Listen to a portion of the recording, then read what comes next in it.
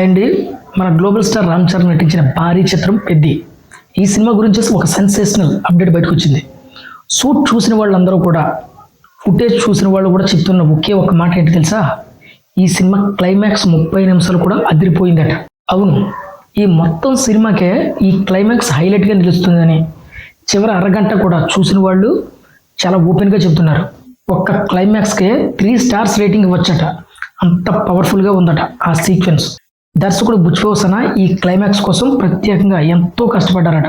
ముఖ్యంగా డైలాగ్లో ఒక్కో లైను థియేటర్లో విజిల్స్ పడేలా రాశారట.